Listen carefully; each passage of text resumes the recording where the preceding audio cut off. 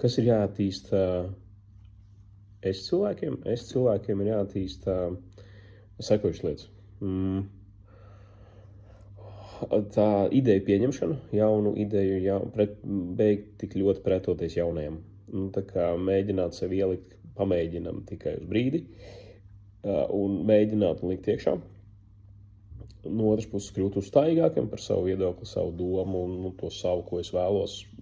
Mēģināt pateikt skaļāk nē vai jā, vai es domāju citādāk.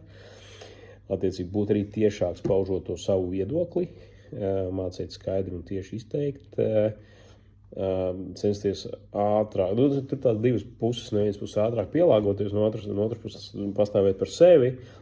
Tās ir tās viņas lielās, jā, tad arī mazināt to lēnumu, pielāgojoties ātrāk, likt iekšā un pieņemt jaunas izaicinājumus, teikt yes un tad domāt, kā to realizēt. Tas ir tas, ko es viņam jāmācās, pateikt ne un pateikt jā.